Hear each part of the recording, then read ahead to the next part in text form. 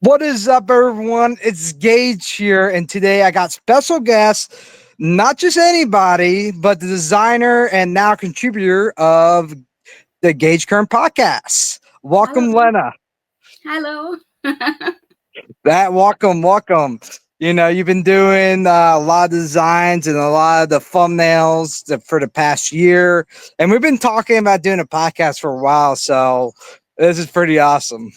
Yeah, I've been really looking forward to it. Just mostly worrying in case people can understand my English accent. Oh, I talked to people in the UK. I have a couple of friends in the UK, and definitely your accent's pretty solid. So it isn't like too hard to hear. I guess it depends on person to person, but I mean, for me, it's no different than anyone else's. Just a slight difference in different language Yeah, I'm or excited. dollar. Yeah, I'm excited, Gage, to be involved with the podcast and everything for a good cause on the autism themed ones that we do. It's going to be good. Yeah, I love it. You know, it always it's amazing to be able to like just talk and bring more information about our community and most of all just to connect. And your story really inspired me. I was like, wow, just like your story's powerful. You went through a hell of a lot, like that's why I'm excited to kind of you talk about your life and like everything kind of led to the misdiagnosis and even the after effect of it all. Your story is very powerful. So I'm really, we're looking forward to hearing about it again and everyone just to hear that story. Thank you for the opportunity. You know, it's something that I found very difficult to share at first, but what I want to do in sharing is hope that it can prevent the same thing happening to somebody else, or that somebody may hear just the smallest thing in my story and they may relate to it and then ask for a reconsideration. Or if a doctor hears it, it may make them think twice. And if there's such high rates of suicide in the autistic community, you know, and I can understand why for some of them after enduring this. And, you know, if one life can be changed or saved, then it's worth sharing. It always is. That's why I was grateful to share my story. A couple people reached out and said it was, it gave them a new perspective or changed something in their lives. Because I didn't expect that. I'm just sharing to share, and if it helps just even one person, that's what it's about. It's not about Yeah, getting 100,000 followers or again like a million views. It's just about touching this one person. If it yeah. can change your life, that's really all worth it. I was really impacted by your story, and that's what got me to message you in the first ever time. It was quite a very brave story that you shared, and I actually hope you never ever delete that video because it's one of the most powerful videos I've ever seen ever in my life. Yes, thank you. When I talked about that, I had to really dig deep because it's not like I think a lot about the past time anymore. It was a big part of my journey, but I've been more focused on like what's current and what's upcoming. Just being a little bit more present with things. But it was being back in that space, a lot of emotions stirred up, and even especially talking about my older brother when he passed away. You know, it was difficult. Yeah, So it brought up a lot of emotions and things like that. But yeah, it's important. We both share our stories, and we both know the impact it can have, and things like that. Luckily, and so for those that don't get confused, I'm not talking my older brother Hunter. I'm talking about my older brother. He wasn't he's not my biological older brother, but he's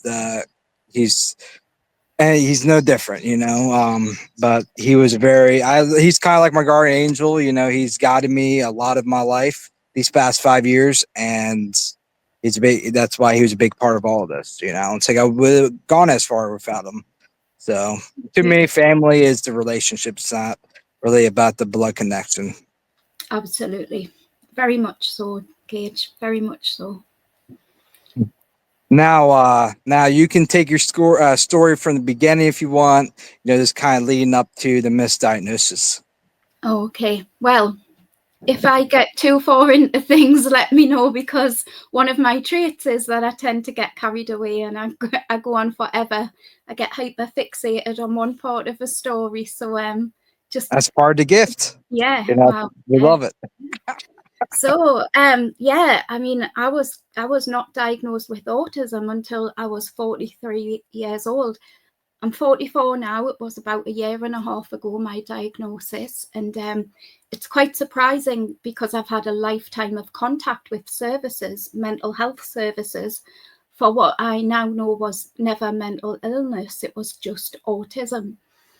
But I guess really a logical place to start is early childhood, because there were many signs that didn't get picked up, because in those days people didn't have the knowledge or the education or the awareness, which is why it's so important that we share things now so that other people can, learn these things and spot them. But I guess the first sign of me being neurodivergent was that I met all of my milestones very early as a baby. And I was reciting nursery rhymes at 1 year old, when some children my age couldn't speak. And because we can be on any part of the spectrum, and it's not just one category for all, you can be on this end, that end, or anywhere in the middle. But this was the first sign with me. And in the UK, we have something called a health visitor, and it's like a nurse who comes to your house, and they visit at when you're a toddler and when you're ready to start school, etc. And they wanted to put me on a scheme for gifted children. And we moved house and I didn't go on the scheme, but I guess that was the first ever signs of me being autistic. Then after that, in my early school days, I guess I got great school reports. I got very good grades back in the early days. And but we ended up moving house a lot and I missed a lot of the curriculum. And so I probably did not excel the way I could have, but I did always get good grades. But some of the things about me was I was labelled a picky eater. So I've got a very restrictive diet, and I didn't like different foods touching each other on the plate, and I would only eat about 5 different things. So I was always getting into trouble at school because I never finished my meal. I'd get into trouble at home because I didn't finish my food. And sometimes my mum would be so worried about me, I'd get into trouble and get punished, but it was because I had this restrictive eating. I was just seen as being rebellious and not wanting to eat food. And I ended up very thin and I had to get referred to hospital. And that was probably the first chance that a paediatrician had at spotting the autism and missed it, because they just put it down to me not wanting to eat foods and me being picky. But I was also like a very solitary child. I never mixed with other children. So I was the child who would stand on the own and watch everybody else playing in the yard. And that would bring me joy, watching other children play together. I never knew how to join in. I never knew how to approach them. And I never knew how to be like everybody else. I was just different, but I could not articulate why. I just didn't fit in ever. What I did like, though, is small confined spaces. So, if you have your table where you eat your meal, I would get underneath the table and put a blanket over it and make a little den. And, when you feel safe and secure, I would do that quite a lot. And I'd like small spaces. And another trait, I should say, I walked on my tiptoes. So I could never walk like how other people walk. I would always be up on my tiptoes. And to me, that felt natural, as if we were supposed to walk on our tiptoes. And I'd done that until I was a teenager. And I had little routines that I had to do every day. I had to tuck my pajamas into my socks. I had to tuck my top into my bottoms so that no draft could get in. And if I didn't do this routine, I would feel very distressed. But this was just seen as me having quirks. But as I got older, I did start to realise I was a bit different to other children. I would have this, you know, you get hyperfixated. Now, I don't know if this is every autistic or if it's just some of us, but I had this thing called a bum bag, and I think in the US you call them a fanny pack, but it's like a bag that goes around your waist. So every day I would sit in the schoolyard and I would organise my things in there, like a bouncy ball and a lip gloss, and I was very obsessional about organising it. And I guess I was also obsessed with stationery. So where other children played make-believe, you know, and they have more imagination, I would want like a toy post office. But it's not because I wanted to pretend to be at the post office. It's because I was obsessed with stationery. I was like really hyper-fixated on it. So I guess those were my traits of being a young child. Those were the things that stood out and didn't get picked up on. And as well, I now know about sensory issues. So I find that loud noises or high-pitched noises really hurt my ears, and I feel like my eardrums are bleeding when if someone claps the hands loud or anything like that. So or like the chalkboard with the chalk. Yes. Oh my goodness. Yes. Oh, that's horrible. Yeah, that's a major one. Talk about hell. But then I guess when it became more obvious is when I went to what we call comprehensive school. I think you guys call them, is it high school in the US? Yeah, that's what they call it. Yeah. Yeah. So I looked very young for my age. So I mean, I'm 44 now, and I still get told I look young for my age. When I went, well, put it this way, by the time I left school, I looked about 12 years old by the time I left altogether. But what I've found out recently is there's a link between a lot of, there's a higher prevalence in autism of having something called EDS, and it's where it's to do with your connective tissues. And it's not everybody, but a lot of autistics, this is why I've been researching why a lot of us look young. And I have actually been diagnosed with this. It's a hypermobility type of condition. But anyways, when I went to big school, as we'll call it, so that it fits in for both of us, I would only ever have one friend at a time. I could never join in with a big social group. And if I was ever in a large social group, I'd never know what to say. I always felt as if I spoke, I would get laughed at, as if I just wasn't like everybody else. And this would cause me to not attend school, you know, because I was very unhappy by the time I got a bit older about it.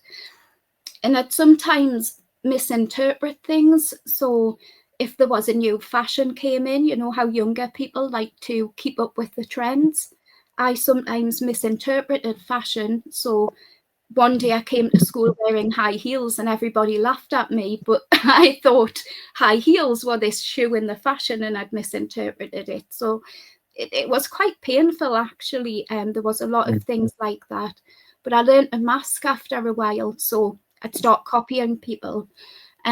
For example, we'd have this girl called Sally, and she was so popular, everybody liked her. So I'd start buying the clothes that I seen her wearing. She had this lovely red coat, so I went and got a red coat the same. And that's how I realised how I should act and what I should wear. I'd model myself on other people, which I now know is masking. And I did become dreadfully thin through my picky eating.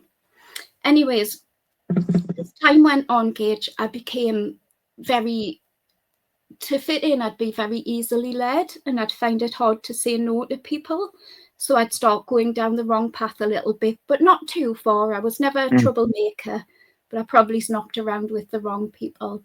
And what saved me was I fell pregnant at 16 years old. I was quite young. You know, as it happens, I'm still with the father of my child now, and my son's had a fantastic upbringing. But by the time he was born, I still looked about 12 years old. I looked very, very young. So that's the signs that got missed in childhood. I don't know if you've heard of this happening with other people, but I think there's a few things there that stand out that could possibly be picked up on. What do you think about that? I absolutely agree. And now we have the information to do that. You know, I think unfortunately some parents make it seem like a burden. You know, people that are autistic, like they have a hard time eating, things like that. And even some parents make it like they're like it's their, you know, being a parent is should be celebrated. You know, it's your obligation, you know, your duty. um and these things we can pick on, and like, and we see the negative, like, oh, like we don't see like, wow, you know, this person like is highly advanced in this area at such a young age, you know, at like 2 or 3 years old. It's like, you know, but instead we focus on like, oh man, they don't, they're very picky at eating. It's so hard to know what food to feed them, or you know, they can't handle being in loud environments. You know, we always focus on the negative aspects. We don't focus on like the positives, you know, the gifts of autism. You know, Yeah, obviously with anything that's great, there's going to be side effects of that, you know. yeah. So I think that's, you know, when we look at these things, I think we focus on the gifts of things and the positives. You know, I think that could change everything. You know, it's where focus goes, energy flows. Yeah, I agree. And I think because I had the trauma of being misdiagnosed, it took me until later in life to realize that there was positive aspects to being autistic, because I had to deal with the trauma before I could look at the positives and before I could flourish and become my true self. But you're absolutely right. And one of the things that I think is fantastic is that we all have different gifts. So somebody could be very good with building things and be good Mm, with their hands, and somebody could be very good with numbers. And for me, I mean, I don't know about you personally, but for me, what I find is a positive is that I can think outside of the box. So if there's 10 people solving a problem, I can think of a totally different answer that nobody's even considered and solve a problem. And another thing is a strong sense of justice, and where a strong sense of justice can feel like a curse at times, because sometimes that causes me to get distressed, but it can also be a positive because it's my drive for advocating for other people or doing things that are over and above to spread education and awareness. And I think that what I did see as a curse, I now see as a gift, if that makes sense. But you've got to be. absolutely. I'm in the same area with that. You know, as you know, like, you know, especially the autism community, I see a lot of a lot of injustice with that. You know, if that's the correct word for it. And as you know, the employment rate's low. There's a lot of things going on. A lot of people saying a lot of negative things about autism. I will say, like, even saying it needs to be cured. You know, I'm like, I wouldn't want this to be cured. You know, this is a gift, man, and it can't be cured. It's literally something you're born with. It's not created. And that's a discussion for maybe later in this podcast if we have time. But yeah, it's, you know, it's not one of those things. You know, it's, you know, autism really should be like, we focus on the positive aspects, like you're saying. There's so many different gifts, you know, and justice. You know, I think that's a great saying because we, you know, for me personally, like, man's law not is not always correct. You know, you gotta go with what you believe is correct. You know, in your heart, what is right. You know, because you can't always go by that, because you know, if man's law was like, yeah, actually, you know, being, you can only you are, you know, like, if even if they made a new rule, like, oh yeah, there only going to be one kid per family, we would have an opinion about that. We would probably not agree with that, you know. So it's going with what you feel is right. And you know, I think that injustice, it's us seeing the truth of things and unfiltered, and not out of fear but out of heart, you know, out of love. You know, and I think that's ultimately the greatest gift, because people get ruled by money, by fame, by greed, all these things, you know. But you know, a lot of people with autism are not ruled by that. They're very kind-hearted people, and they follow their heart. Yeah, absolutely. And you know, it's so frustrating because when people talk about curing autism or preventing autism, they're looking at of course, there are some aspects that are difficult. We all have our difficulties, but what they're actually doing is wanting to cure our personality, cure who we are Mm. deep inside, and that hurts. That's very hurtful because we're not broken people. We're not dysfunctional people. We just have a different way of seeing the world, and actually it's not that we have a problem, it's that the world around us is the problem and has not been adapted for us to fit in. It's been adapted for neurotypical people to fit into, and we need to view that differently, because if we had for example an educational system that was fit for purpose and it was tailored to everybody and not just neurotypical people, if we had a jobs market that was more approachable and more inclusive and accessible, then really autism wouldn't be a problem, because it's not. We are just people and it's just our personality. It's the world around us that's a problem. But that we could make a whole podcast on that. Yeah, exactly, Absolutely. exactly. Like we have plenty of content with that, you know. And this is literally mostly what the podcast is about. Obviously, I do all walks of life because I feel like every voice really matters, you know, because there's always something we can learn from. But autism, obviously, is something I value highly, and and it's something that you can literally make a podcast out of. It's such Yeah. amazing. It's a wonderful gift, you know. And yeah, I don't bash anybody. I don't like to get into political stuff, but even what Kenny Jr. said, because I do like some of the stuff he's saying with health and everything like that. But what he's saying, and this is what he labels as health, you know, like saying like even for autism, like it's epidemic. Like, bro, if this is epidemic, let's fucking go. Like, I love like autism is wonderful, but how he's doing it is it's like the environment causes autism. I'm like, that is not autism. It's that's a mutated version of autism. Like, I'm not an expert, but being autistic, we are born with it. It is Yeah. not something that is created. And if it is a mutated version of it that looks like autism. Like, Well, you know for 100% fact this is autism, you can't say. yeah. And you know, I mean, we're not all the same and we are all individuals, but as a general rule, autistic people are often more honest, more kind, a little bit more naive at times, but we often have bigger hearts, we have more honest kind of intentions. And if it is an epidemic, then that would not be such a bad thing. It would actually be a Yeah, that's good what I'm thing. saying. Yeah, absolutely. But I mean, even with myself, the things that I've found negative or difficult, they have only been a problem because I've not been diagnosed and not had adjustments in place. Um, I mean, I think some people just do not understand what they're talking about, and this is why it's so important to talk about it more, if anything. 100%. Like even Kennedy, this made no sense because I know multiple people that are autistic. You know, as he's like, autistic people won't be able to pay taxes. They won't be able to get married.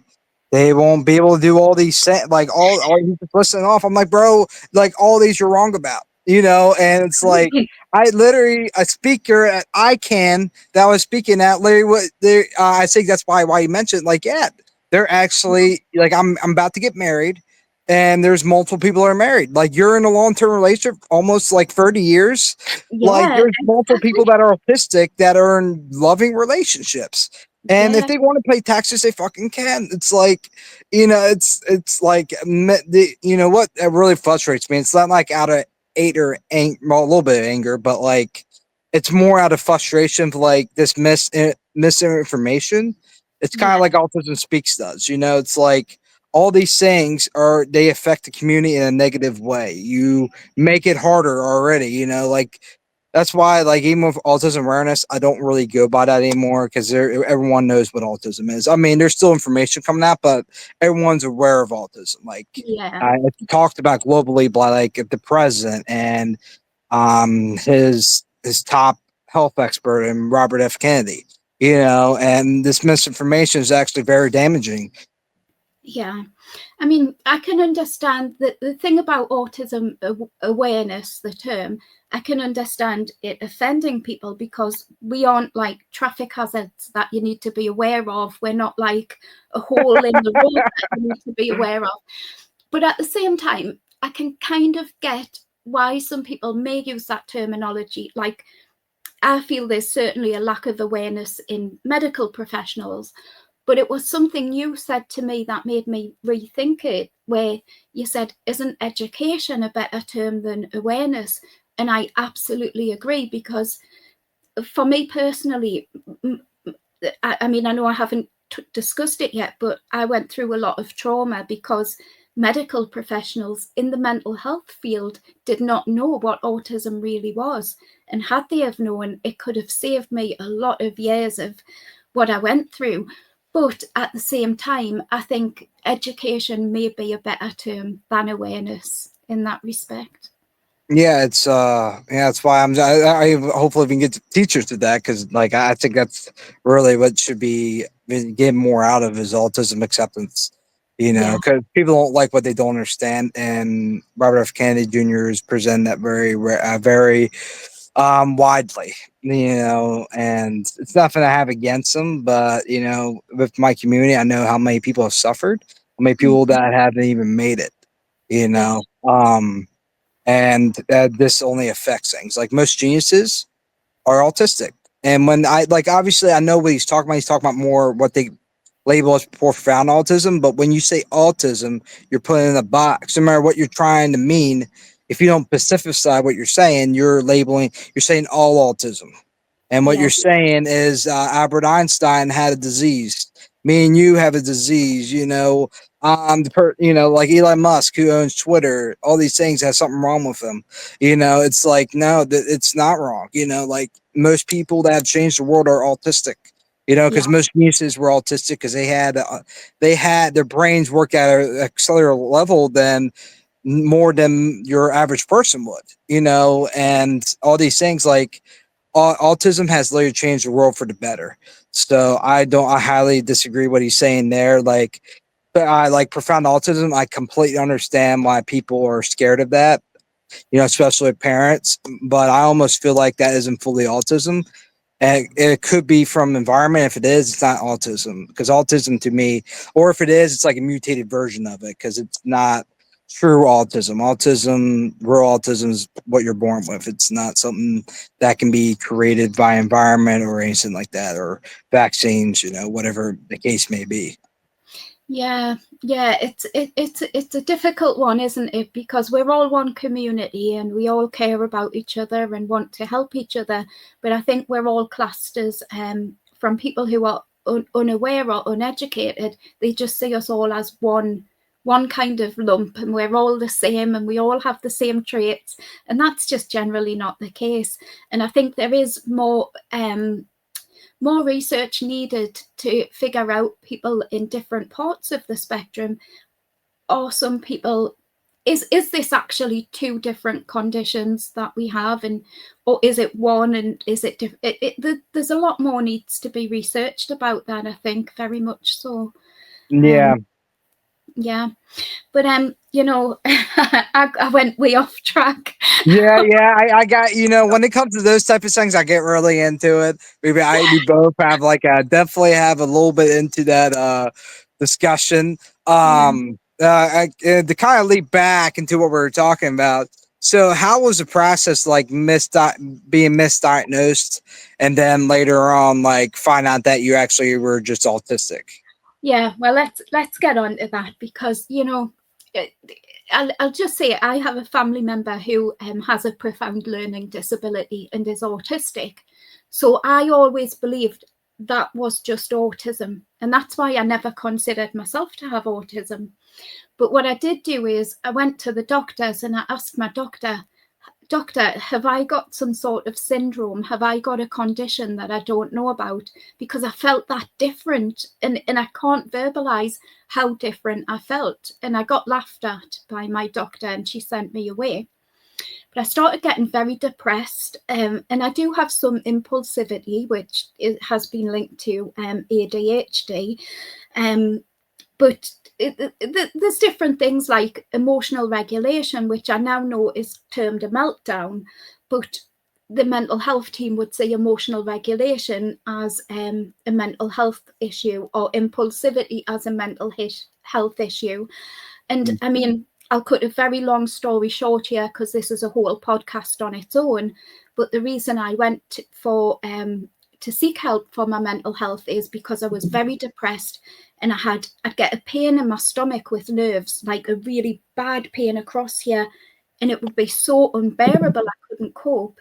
Now, what I've since found out is there's a link between some autistics and the neurotransmitters in your brain, and you can have a deficiency in something called GABA, and it can affect the way that you feel stress and you feel it as pain. And it's not all of us, it's just some of us. But for me, that was very debilitating. So that is a whole other podcast. But when I went to the doctors, I got referred to a psychiatrist, and basically they jumped the gun. They totally jumped the gun with me, and they diagnosed me as having bipolar. I mean, there's a lot more to it than that, but you know. And I believed I must have bipolar because you trust your medical professionals. That resulted in me getting put on medication. Now, I was put on 3 medications. I was put on an antipsychotic, a mood stabilizer, and an antidepressant. Now, that is a lot of medication, and I can't tell you how horrible it was being on an antipsychotic medication when you're not a psychotic person. So what those meds done was they made me slow and sluggish. So if you imagine walking up the stairs to go to the bathroom, it would take me so much strength to get from the bottom to the top of the stairs because I was so sedated. I was like a zombie. It was horrific. And I had no strength in my body. I was like sleeping all of the time. I was trying to go to work and hold down a job, but my cognitive functioning was like really impaired. I couldn't work out like the easiest of problems. It was just as if I was drunk. It was awful. Now, in the UK, when you get diagnosed with bipolar, you have to surrender your driving license. I know it's different in other countries. Now, for me, my driving license was my independence because I struggle on public transport. And a lot of autistics struggle on public transport for different reasons. If it's sensory issues, anxiety, the awkwardness of not knowing where to sit, who to talk to, where to look, you know. So when I lost my driving license, I became a hermit. I stopped going out of the house. I ended up losing my job. And when I lost my job, I couldn't pay my mortgage. So I almost lost my house. I got took to court for that. Then the stress of nearly losing my house put a strain on my relationship. Now, I've been in the same relationship since 1996. So imagine the fear and the stress of thinking your relationship's going to end. I mean, my partner's very supportive, but we were under a huge amount of strain. And this all came from me being misdiagnosed. And the thing they don't tell you when they give you antipsychotics, they don't tell you about the weight gain. It's not just the cognitive functioning being impacted. My body weight doubled. So I'll send you a photograph that you can pop up on the screen for this video, or I'll do it because I'll be editing the video. That's a great thing about being a designer. Like, I have to just put this up real quick. Yeah. I'll just flash it up. I forgot that I edit the videos. So I went from in the UK we measure our body weight in stone, but a stone is like about 14 pound. I can't remember how many pound, but I went from 8 stone to 16 stone. So basically, I gained 100 pound from this medication, and that was my body weight doubling. So I went from being very slim and feeling relatively good about the way I looked to being morbidly obese. And the weight gain on top of the sedation made it hard to walk.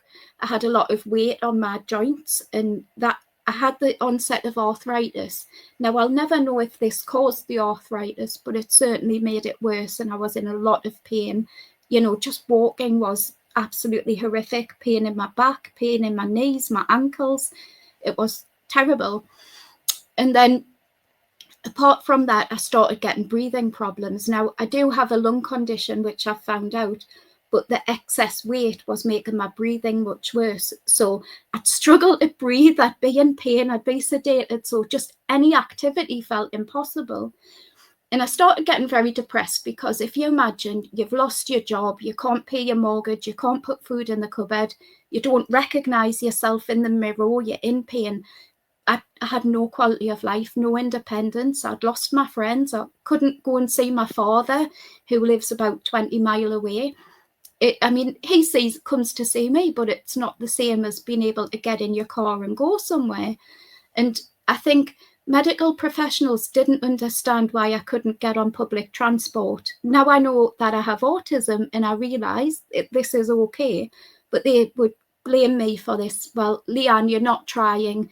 If you want your independence and you want to go out, you'll try harder. And when I was putting on weight, I'd be berated for it. So they'd say, you're not healthy, you're not active enough. And I'd get blamed for, even though I couldn't because I was sedated, and it felt impossible, I'd be blamed for it. And another thing is, when I got very upset and my life just felt like I had no quality of life, and I went to the psychiatrist and I said, my life's not worth living. I've got no quality of life. Like, I can't see how to get things back to how they were. She sent me to a dietitian. She said, if you want to lose the weight, you'll go to the dietitian. Now, obviously, when you're autistic, a lot of us have restrictive eating habits, and that's okay. And that's not something you don't have to. You should never be made to hide your autistic traits or to try and cure your autism. But because I was not diagnosed, I didn't know this. So when I couldn't change my eating habits, I would be blamed for that and told I'm not trying enough, I'm not motivated to try, and I'm bringing this on myself. And every time I felt low and I went to get help, that would make me worse because I'd get a lot of blame for it. So, I mean, there's a lot more to this, and I'm cutting a long story short, but I got to a point where I didn't want to live in the end. I mean, my mind's gone blank. My mind's gone blank. There was a point I was going to, oh yes. So I wanted my driving license back because I was very motivated to get my life back, and I wanted to get back into work. And the first step for me was regain my driving license. I'm a good driver. I've never had an accident. I've never had a speeding ticket. I've never had a parking ticket. So it should have been easy to get my license back. But because I became depressed when I put on all the weight and I didn't recognize myself and I lost my job, the depression meant that I was classed as being unstable. So on paper, that's a bipolar who's not stable, and you can't get your license back. You have to be stable. And I couldn't combat the depression, so I couldn't get what would be called stable. And it's frustrating that I never, ever had bipolar. So this was my life for 10 years of going back to doctors, having them change the meds, give me stronger meds, more sedating meds. It was just horrific. And I got to the point where I ended up in crisis. And we have in the UK something called a crisis team who you ring if you're at that point where you really can't go on. And I went through some awful times for 4 years in crisis. And in the end, I realised reaching out for help is no good because I'm just going to get blamed, and it makes me worse. And I'm not strong enough to be blamed because I'm really clinging on for dear life. And there was a few different things happened, and there was a guy who I heard do a speech, and his speech motivated me and changed my mindset a lot. I have spoken about that in a podcast, and what I'd done a disservice to was my family, because I made it sound as if I'd never give a thought about my son or my partner, and actually that's not the case. They are the biggest things in my life. I've been a dedicated parent since I was like a teenager, and I love my son very much, and they were the things that kept me here. But as it happens, I decided I believed I was mentally ill, you know. I had been gaslit into by now, not purposely gaslit, but there'd been some cruel treatment, you know. Some of them were quite mean to me. And I don't understand how a mental health professional can be so mean to somebody who's so unwell. But anyways, I went back to education. I wanted to change things for people who had mental illness, because at the time I didn't know about autism. And it was when I went to do my master's at university, we have this disability assessment, so you can get some aids and adaptations, you know, like you can get transport by a taxi to take you if you can't manage public transport. And it was when I was being assessed, she said, Leanne, you do not sound like you've got bipolar. And I was like, well, I have. I've got antipsychotics. Look, I've got bipolar. I'm on antipsychotics. And she said to me, Leanne, I think you've been misdiagnosed. Are you sure you're not autistic? Well, because I've only ever known my family member who's profoundly autistic with a learning disability, I didn't know what autism was. So I said to her, don't be silly. Of course I don't have autism. I thought the idea of it was absurd, you know, like me, autistic, definitely not. And she said, do me a favor, go home tonight and just read up on autism in women. And Gage, I'm not joking. I went on the internet and started reading, and it was as if somebody had put my life story on the internet. Everything, my full life made sense in 1 minute. My full life, everything fell into place. And I realised I'd been misdiagnosed. And that's when I approached my GP, who approached services, and I had an assessment. And sure enough, it turned out I was autistic. So I got a bit carried away there, talking a bit fast, but that's my story. So and tell everyone the after effects of since being diagnosed with autism, including being the prime minister and getting your story published on a magazine. Well, this is where I now see the good. And because when I was first diagnosed, I hated the fact that of everything I'd went through, and I could not see a positive in autism. And I was in that mindset that autism felt like a curse. But I think that's a natural progression you go through. You feel bad when you're late diagnosed, you feel bad about it, then you accept it, then you understand it, then you embrace it, and you start seeing the good, and you realize it's not even a bad thing, not a bad thing at all. So when I eventually got to come off the tablets last year, it was August last year, I come off the tablets, and overnight my depression lifted like that. And all I needed was to know there was a reason why I was different. There was a reason why I felt the way I did. I lost weight overnight. I got a new job. My personality came back. I stopped being sedated. It's great. I'm alive again. It's like I've got another chance at life. But so my life now is dedicated to making people more aware and educated of what autism actually is. And one of the things I'm very, very passionate about is changing mental health services, because we have a very disproportionate number of suicides in autistics, particularly autistics who are classed as low support needs, or, you know, and it's wrong, because nobody should be labelled like that, because we all have difficulties. And I've joined this thing called the Involvement Bank. So I give a lot of feedback to the mental health place, and I try sending my suggestions, but you know, what I found is if you go via the complaints team, you're often met with a defensive response. But what I have done is I got involved with a charity called Northeast Autism Society, or Northeast Autism Service, I'm unsure which one. They supported me a bit. And they had one of the ministers coming to their charity to try and get funding. And they asked me if I would go along to represent them. And I thought, I'm going to use this as a chance to tell them what we need. You know, I'm going to use this as a chance to tell them about my story and what awareness is needed. And so I went along, and he was the Minister for Disability and Social Security Benefits as well. and he's called Sir Stephen Timms. And I went along, and there was a press conference. I was in the newspaper, just a little article, but But what I did do was I told him my story, and he seemed genuinely surprised when he realised I had a master's degree. I don't think he was expecting it at all.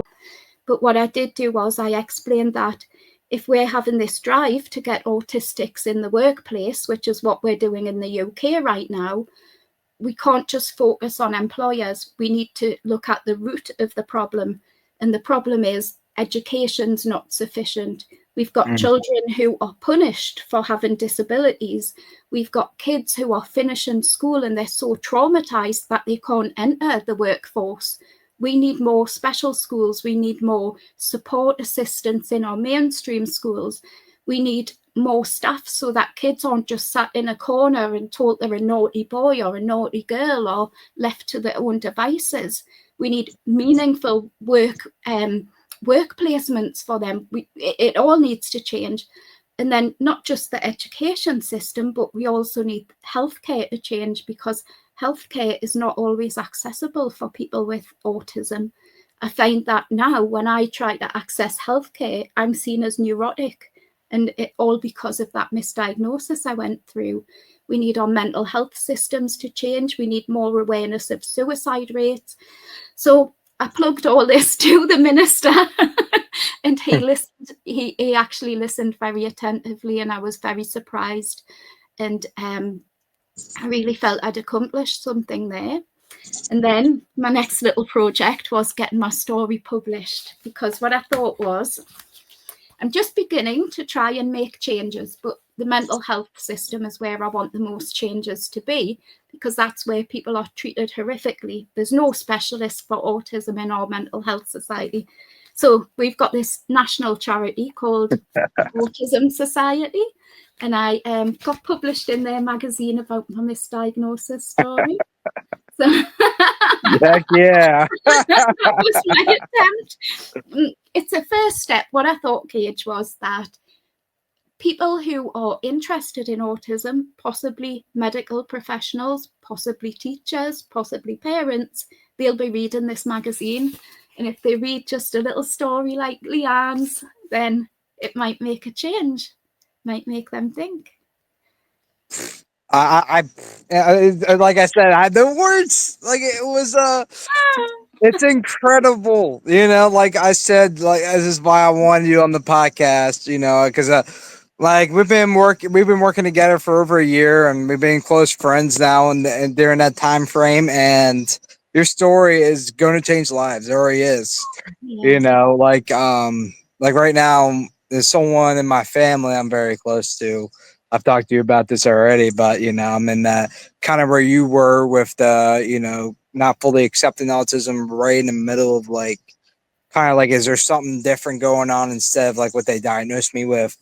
And that's kind of process I'm in right now with that family member. And that's why I'm going to share her this story, because it's very important, and it's going to change lives, because there's a lot of people going to misdiagnosis. Because doctors, if you think about it, you don't have too much medications to give people that are autistic. Really isn't. Besides, like maybe ADHD, you can push that, but other than that, you really can't do much with that. And you don't really need to, But if you get someone bipolar diagnosed to them, all kinds of medication. You can give them 15 different medications, but because it's a sick care, not a health care. And they stopped doing that, unfortunately, a long time ago, because it's all about the money now. And they're not really, they've lost, now I'm not saying everyone in the medical place, but doctors definitely lost that like integrity of like, let's try to help people. But, if people aren't sick, they don't make their money. So that's the unfortunate part. And that's what's really been kind of a cancer in people's lives is, forcing people into diagnosis or things like that. It's like, I don't need that. Like I'm diagnosed with ADHD. I don't really focus on the aspect because I don't really believe in it, to be honest. I stopped taking it when I was 14, and I've been pretty solid. I've been feeling pretty good. I think I've done a lot. um, You're fantastic, Gage. I just love being your friend. I've just been diagnosed ADHD 2 months ago, and to be honest, I'm not hyperactive. I'm a bit impulsive, and it is what it is. I think it all falls into one, to be honest.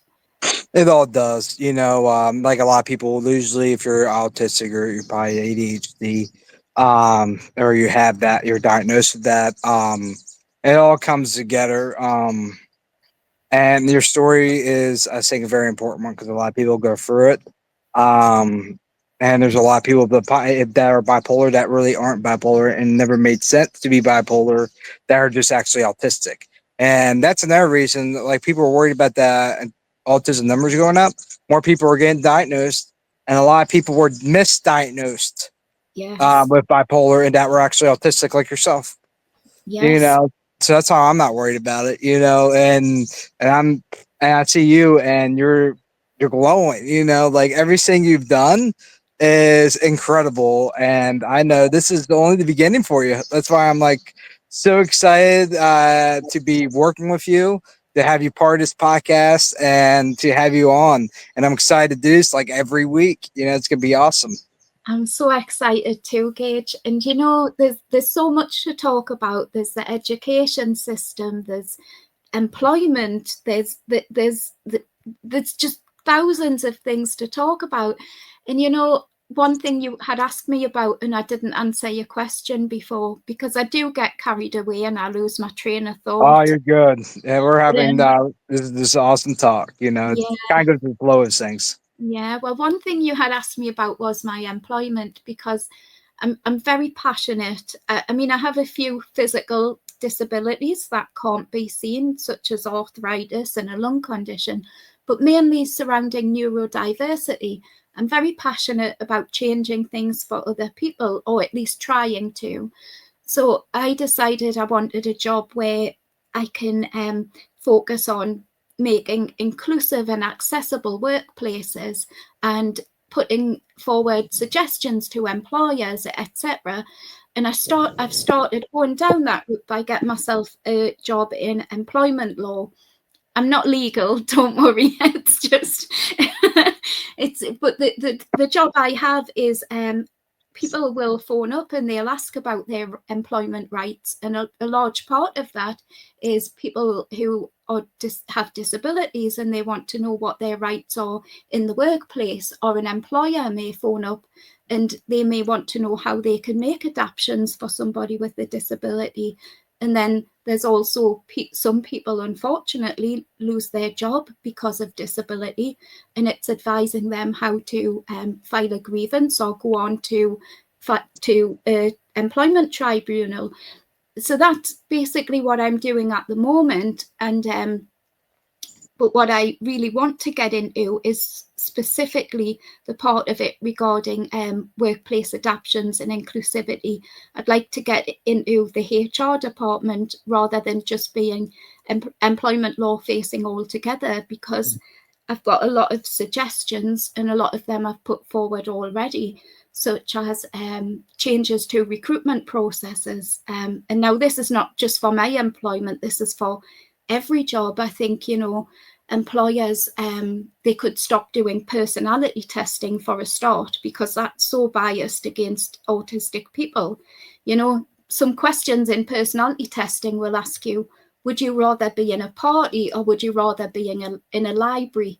It may as well be a test to get rid of all the autistics. I mean, Yeah. it's such a terrible test. Well, Not, it's pretty not much in my pointing work. that out. It's kind of dumb. Yeah, oh, then you'll also have like some workplaces, and I'm not talking about any workplace in particular, but some workplaces will have it where they're disability friendly and they'll offer part-time shifts, but then they don't offer them during the training period, so the disabled person is less likely to last in the business. And that's just like not regarding any particular business, but it's just themes that you hear people talk about, when they're on about their struggles in the workplace.